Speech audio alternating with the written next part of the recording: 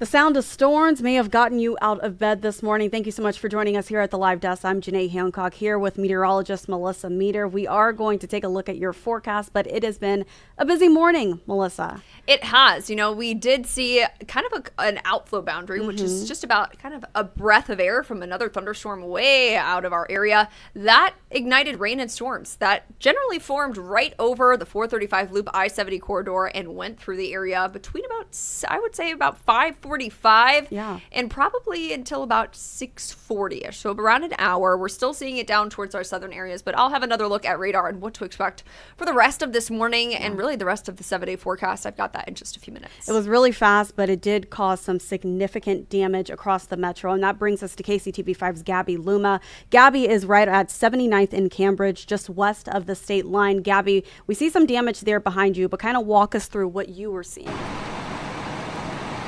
Yeah, guys, so we are in Prairie Village right now, actually just down the street from Hy-Vee off state line. You can see this downed tree right next to me that actually took down a power line as well. Now, Prairie Village crews tell me that they have been out here since about 6:15, 6:20 when they got that call. You guys can kind of see that power line wrapped in that tree there.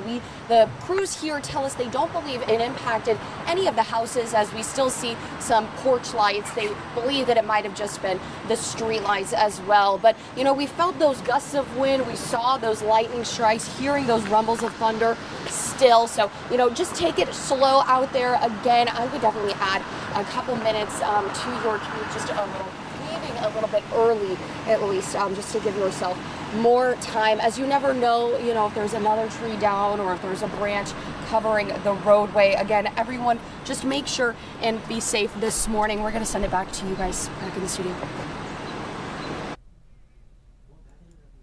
Thanks so much, Gabby. We have seen some images come in. My husband sent us a picture this morning as he was driving on his way to work on 55th Street. There are some downed trees that way as well, especially as you're heading over to state line. So please be careful on the roadways this morning, especially because there still could be some damage out there. We haven't seen many reports come in yet of damage or things like that. It's something we're going to be watching here very closely. And you know what? In fact, I'm going to take a look at it right now to see if there's any new information I've got for you. And it looks like there is not. But I will tell you that there was very gusty winds with this. We saw it move in from St. Joe. That activity continued to push off towards the southeast. And now we're going to take a look at radar and what is happening right now. So as we take a look at radar, there is still a lot going on, especially when we think about the southern half of our area. As we continue to push down towards the southeast, generally south of I-70 at this point, south of 435 loop, that is where the bulk of that rain and thunderstorm activity is right now. We're going to zoom in. Butler, just south of Harrisonville, heading into places like Lacine. A lot of lightning being seen with this activity. Pockets of heavy rainfall as well. Now I'm going to switch on to our sweeping radar. It's going to be a little bit harder to see because there's some ground clutter out there, but you can see pockets of that heavy rainfall, lightning happening. I'm then going to toggle the now radar back on because it is a little bit challenging to see when we have a little bit of some lighter rain happening around the 435 loop still, especially towards Green Valley, Oak Grove, down towards Lee Summit, and on the southern side of the 435 loop. But overall, we have seen better conditions, of course, than we have over the last 2 hours in the metro as of right now. Here's a look at our tower cam in the metro, Midwest Heating, Cooling, and Plumbing camera, showing that things are quieting down out there, which is good, especially as we know a lot of children are heading off to school. But I will say, we're going to take another look at the radar here. If you live south of I-70 along state line, Harrisonville, Butler, anywhere in that corridor, make sure you've got your rain gear handy as you head out the door this morning. If your kids are going to the bus stop, it would be best possibly if they get dropped off at the bus stop or dropped to school because of that rain and that lightning as well. We know the saying goes, if thunder roars, head indoors. So make sure you're being safe with all of that lightning that is out there as well, especially in our southern areas. This is not our only chance for some rain and storms today. However, I am going to show you that model's not handling this situation that happened this morning well at all. It did not have anything as for this morning. And as you can see, I'm going to pull it in at 6 o'clock. Not a whole lot going on. Still doesn't have much, but I will tell you this will continue to push down towards the southeast over the next couple of hours.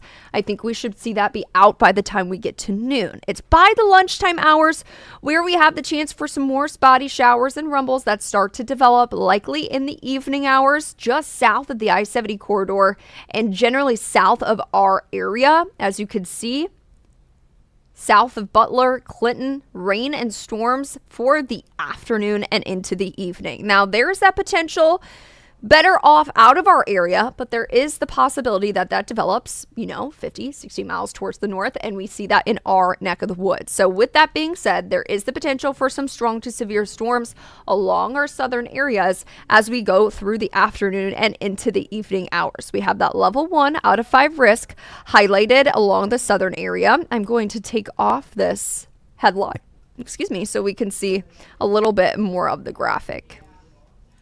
There we go. Level 1 out of 5 risk, damaging winds, heavy rainfall, going to be a possibility. So really, over the last kind of couple of hours, how much rain have we seen?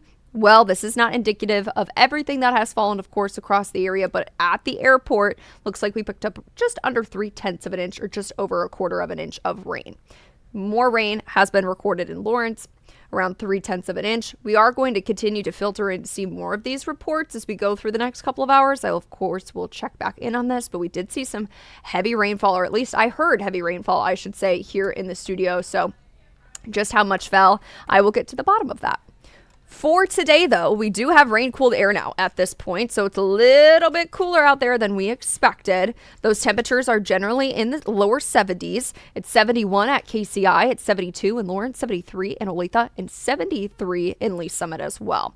We will see generally clearing skies to partly cloudy conditions on the backside of this, so expect partly cloudy skies throughout the rest of the day today, and temperatures will take a little bit more time to warm up than first thought. That is going to be due to, of course, that rain this morning. So I think we could be around 80 by 10. We'll spend most of the day in the 80s today. As you can see, there's that 20% chance for rain by the time we get to the afternoon and into the evening. 90 will be our high temperature today, and then we'll be back down into the mid 80s by 7 o'clock. So really today, 90, still feeling like the triple digits, around 100 degrees. So today is kind of the last grasp of that high heat, high humidity we've got going on, but it is cooler than we have been over the last couple of days. We then start to have a really nice trend, a downward trend of the heat, of the humidity, and the rain chance. We're in the upper 80s near normal for Wednesday, mostly sunny, dry, and then we're at 86 on Thursday with sunny conditions and much cooler conditions as well. The good news is we will continue to see the decrease of that humidity level as well as we continue on that kind of time frame. As you can see, we go from muggy all the way down to near comfortable by Friday. There's a little bit of an uptick on Saturday. That is going to be due to another boundary that's going to be moving through, and then we drop to refreshing by the time we get into the end of this week and start of next week. So a lot of good things are coming our way when we think about not as hot, not as humid, and the rain chances are starting to pull back as well. So things are looking a lot quieter here.